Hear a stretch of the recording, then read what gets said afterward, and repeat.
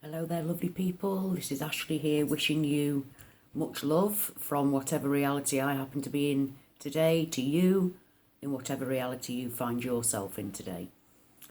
I've just come back from visiting my family.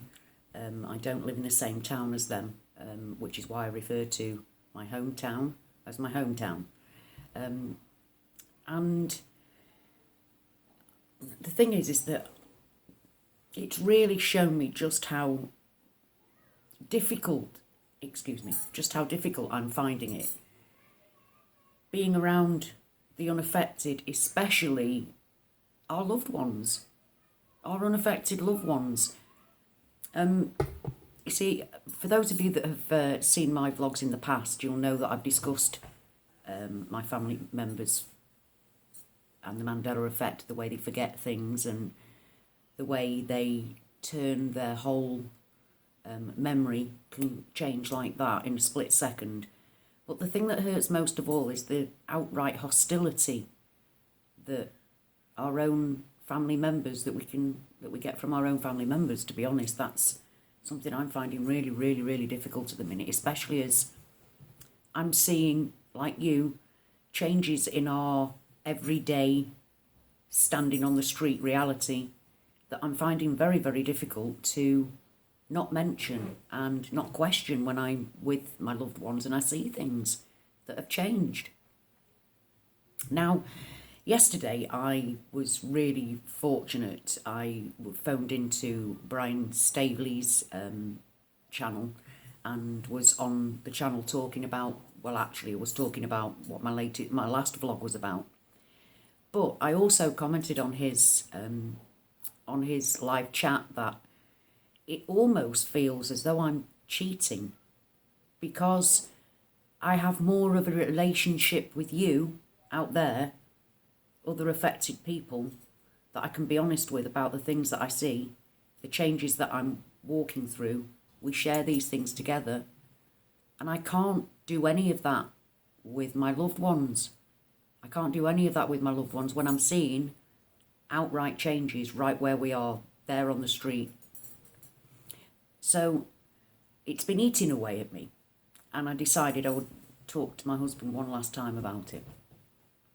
And it didn't go very well, believe me, it didn't go very well.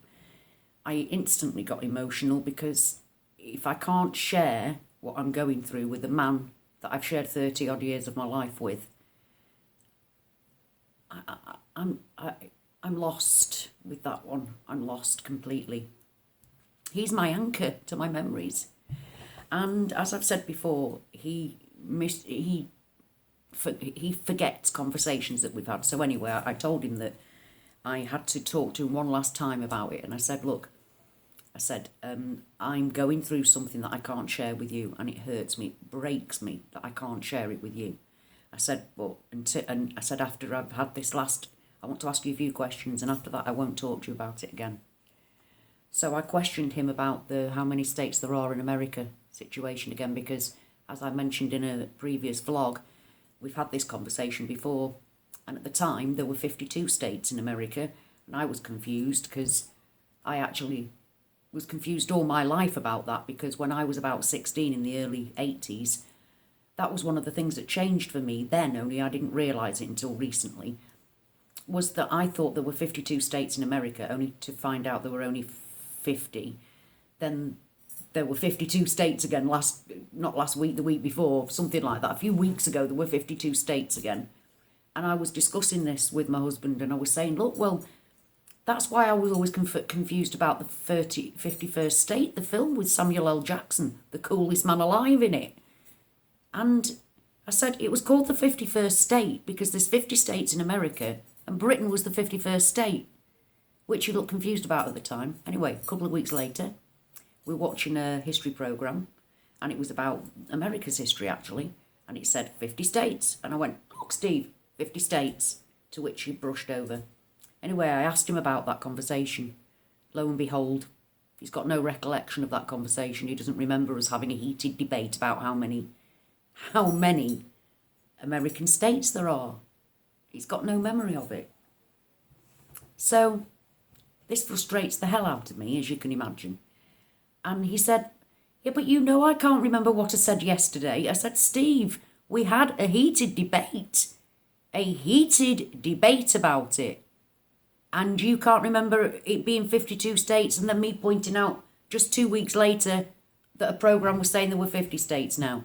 No, he can't remember any of that. And got quite hostile at the fact that I don't remember that he has a bad memory. Can you just bear with me? I'm going to turn the light on because I'm going dark here. It's going dark, bear with me. Sorry, oh, that's not much better, is it? Sorry about that. So I then, I couldn't leave it. I couldn't leave it because, like I said, it's eating away at me. It's eating away at me and I couldn't leave it. So I said about the fact that we'd been watching another programme where it had said that in Britain, in I think it was the 1300s, there were 2 princes that were locked up in a tower and the bodies were never found. But in this reality, Charles II found them and buried them in Westminster Abbey. But even Steve now says that, no, that doesn't sound right. It still doesn't sound right now. I said, but Steve, they're in Westminster Abbey. And he starts blaming the internet again, going on about the internet. I said, Steve, because this really pissed me off now. I said, you keep blaming the internet. The internet is supposed to be the source of our knowledge. We go to the internet and can get knowledge about anything. I said, right, so whenever I look at any evidence of any sort, I always go to reputable people. And I say reputable like that because the people I went to was NASA.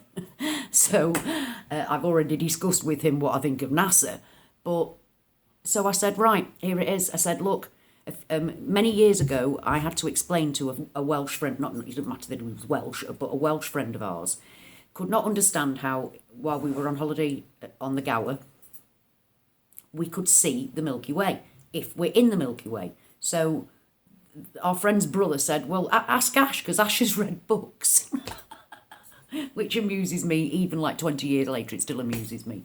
So I explained to my friend that we are on the Orion arm of the Milky Way. It's a spiral galaxy and we can see another arm of the Milky Way, but we are on the Orion arm, 1/3 up.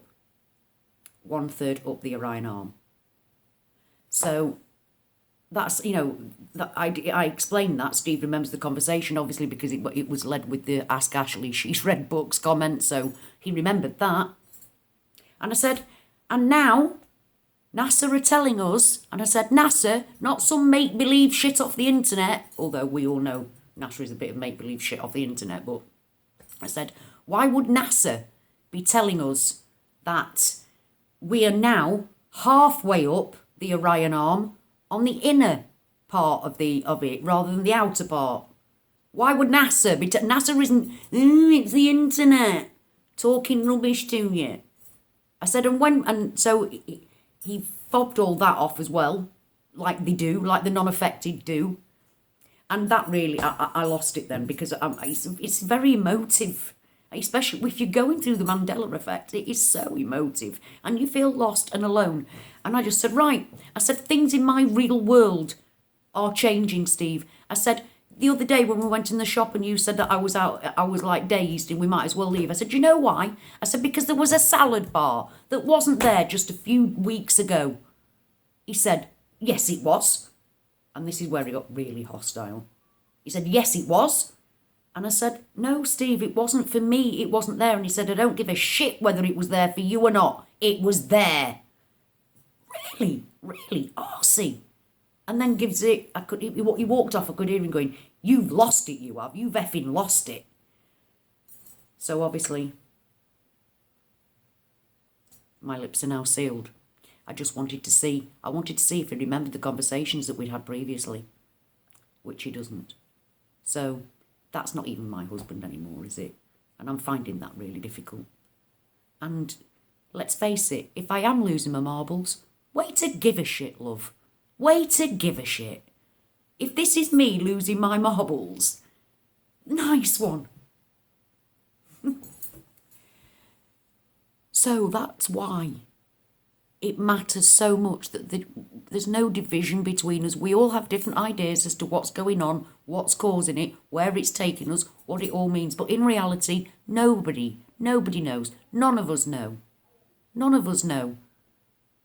And we can't share it with our loved ones if they're not affected. I know there are a few people that are fortunate enough to be with partners that are affected, with family members that are affected, but I'm not. And I know that a lot of you out there aren't either. And I said that I've got a whole life going on, that they're nothing to do with my family or nothing. If my family found this channel, they'd shit themselves. They'd shit themselves. But thank God, thank you for seeing what I see. For seeing what I see. And for sending me your love, your care, your links, your tips, your jokes. And just for basically being there for me. Please, keep reaching out to each other. And if we're going to make anything of it, it's all happening to us. We're not making anything of it. But please, let it be about love. Share the love. Be connected. All the other things that are labels that divide us, they don't matter anymore. What the hell do they matter anymore? We're Mandela affected and we only have each other. Because the rest of the world, even the people that claim that they love us, just think that we're mad. And without even giving a shit. It's no care or concern. It's just outright aggression and hostility. So yet again, thank you, thank you, thank you, thank you, thank you. Thank you for being here. Thank you for being part of my Mandela family. Oh, I hate the Mandela effect. I hate the word. I hate what it is. But thank God I've met amazing people through it like you. So thank you for all your love and support. Keep sharing your stories with me, please, and keep reaching out to each other.